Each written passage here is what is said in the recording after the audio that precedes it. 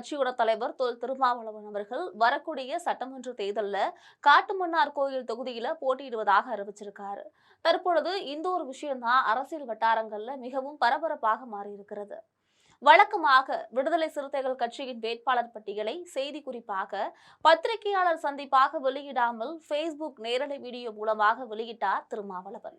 கிட்டத்தட்ட 10 நிமிடங்கள் கொண்ட அந்த வீடியோவில் முதல் 6-7 நிமிடங்கள் இந்த தேர்தலோட சூழ்நிலைகள், கட்சியின் சூழ்நிலைகள், விருப்ப மனு கொடுத்தவர்களோட எண்ணிக்கை இவற்றையெல்லாம் விலக்கிவிட்டு வாய்ப்பு கிடைக்காதவர்கள் வருத்தப்பட வேண்டாம் என்றும் சொல்லிவிட்டு வேட்பாளர்களை அறிவிக்க ஆரம்பிச்சிருக்காரு. வேட்பாளர் பட்டியல்ல காட்டுமன்னார் கோவிலில் ஏற்கனவே போட்டியிட்டு சட்டமன்ற உறுப்பினராக இருக்கக்கூடிய பொதுச் செயலாளர் சிந்தனை செல்வனை செய்யூர் தொகுதிக்கு வேட்பாளராக அறிவிச்சிருக்காரு. அப்போதே காட்டுமன்னார் கோவிலுக்கு யார் வேட்பாளர் என்ற கேள்வி சிறுத்தைகள் கட்சியினர் மத்தியிலும் ஊடகத்தினர் கட்சியினர் மத்தியிலும் எழுந்திருக்கு. சில நிமிட சஸ்பென்ஸ் வைத்து காட்டுமன்னார் கோவிலில் விடுதலை சிறுத்தைகள் கட்சியின் தலைவராக இருக்கக்கூடிய நானே போட்டியிடுகிறேன் அப்படின்னு அறிவிச்சாரு. இதன் மூலம் வரக்கூடிய சட்டமன்ற தேர்தலுக்கு பிறகு அரசியல் சூழ்நிலை வெகுவாக மாற இருக்கிறது. அந்த அடிப்படையில நான் மாநில அரசியல்ல கவனம் செலுத்த விரும்புகிறேன் என்பதுதான் திருமாவளவன் விடுத்திருக்கக்கூடிய அந்த மெசேஜ். தற்போது சிதம்பரம் நாடாளுமன்ற உறுப்பினராக இருக்கக்கூடிய திருமாவளவனுக்கு இன்னும் 3 ஆண்டுகள் முழுதாக எம்பி பதவிக்காலம் இருக்கிறது. இந்த நிலையில அவர் திடீரென்று காட்டுமன்னார் கோவில் சட்டமன்ற உறுப்பினர் பதவிக்கு போட்டியிட வேண்டிய அவசியம் என்ன என்ற கேள்வி இந்த இடத்துல எழுந்திருக்கு. திருமாவளவனோட அறிவிப்பை கேட்டு விடுதலை சிறுத்தைகள் கொண்டாடி கொண்டிருக்க திமுகவினர் குழப்பமும் அதிர்ச்சியும் அடைஞ்சிருக்காங்க. குறிப்பாக சொல்ல வேண்டுமானால் முதலமைச்சர் ஸ்டாலினே இந்த தகவலை கேட்டு ஷாக் ஆகியிருக்காரு. அடுத்த சில நிமிடங்கள்ல வட மாவட்ட அமைச்சர்களான எம்.ஆர்.கே. பன்னீர்செல்வம், சிவசங்கர், சி.வி. கணேசன் ஆகியோர் அடுத்தடுத்து திருமாவளவனின் தொடர்புக்கு சென்றிருக்கிறார்கள். என்ன அண்ணன், திடீர்னு இப்படி ஒரு முடிவு என்பதுதான் அவர்கள் அனைவரும் திருமாவிடம் கேட்ட அந்த கேள்வி. முதலமைச்சர் அலுவலகத்தில் இருந்து வந்த அறிவுறுத்தலின் பெயரில்தான் இந்த 3 அமைச்சர்களும் திருமாவுக்கு நேற்று இரவு போன் செய்திருக்கிறார்கள். அதாவது திருமாவளவனை சமாதானப்படுத்தி காட்டுமன்னார் கோயில் தொகுதியில் அவர் போட்டியிட வேண்டாம் என வலியுறுத்துங்கள் என்பதுதான் முதலமைச்சர் அலுவலகத்திலிருந்து இந்த அமைச்சர்களுக்கு வந்த மெசேஜ் போயுள்ளது. அதன்படியே அமைச்சர்கள் திருமாவளவனிடம் தலைவரை ரொம்ப குழம்பிட்டாரு, காட்டுமன்னார் கோவில்ல நீங்கள் போட்டியிட்டால் வெற்றி பெறுவது உறுதி.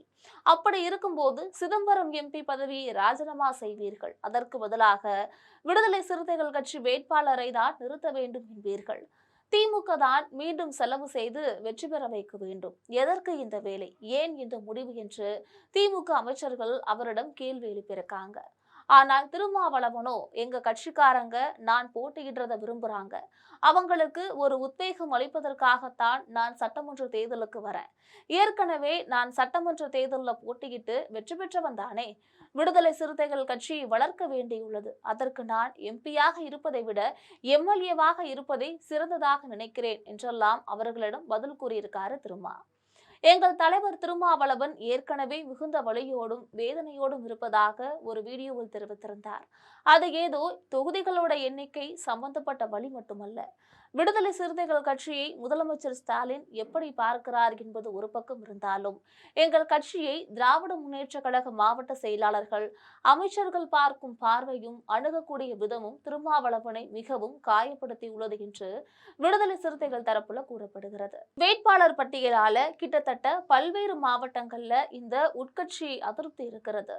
விஜய் குறிப்பிடத்தகுந்த தாக்கத்தை ஏற்படுத்துவார். சட்டமன்ற தேர்தல் முடிவில் யாருக்கும் பெரும்பான்மை கிடைக்காத நிலை கூட ஏற்படலாம்.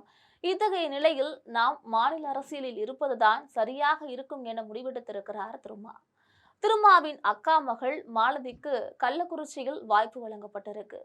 மாலதி மதுரை உயர்நீதிமன்றத்துல அரசு வழக்கறிஞராக பணியாற்றிட்டு இருக்காங்க. இந்த நிலையில மாலதிக்கு வாய்ப்பை வழங்கியிருக்காரு தொல் திருமாவளவன். இதன் மூலம் திருமாவோட குடும்பத்திலிருந்து இன்னொருவர் அரசியலுக்கு வந்துட்டாங்க. மார்ச் 30ஆம் தேதி காலை நிலவரப்படி திருமாவளவனை சட்டமன்ற தேர்தல் போட்டியிலிருந்து விலகிக் கொள்ளுமாறு திமுக தொடர்ந்து அழுத்தம் கொடுத்து வருகிறது. ஆனால் திருமா இந்த அழுத்தத்திற்கு இடம் கொடுப்பாரா? அப்படி அவர் போட்டியிலிருந்து விலகினால் காட்டுமன்னார் கோவிலில் தன்னுடைய அக்கா மகள் மாலதியை நிறுத்திவிட்டு கள்ளக்குறிச்சிக்கு புதிய வேட்பாளரை தேர்வு செய்வாரா என்றெல்லாம் கேள்விகள் விடுதலை சிறுத்தைகள் வட்டாரத்தில் பேசப்பட்டு வருகிறது. திருமாவளவனோட இந்த ஒரு முடிவு பற்றி நீங்கள் நினைப்பது என்ன என்ன என்பதனை மறக்காமல் கமெண்டில் பதிவிடுங்கள். இது போன்ற அரசியல் செய்திகளுக்காக எப்பொழுதும் இணைப்பில் இருங்கள் ஜெம் தொலைக்காட்சியோடு.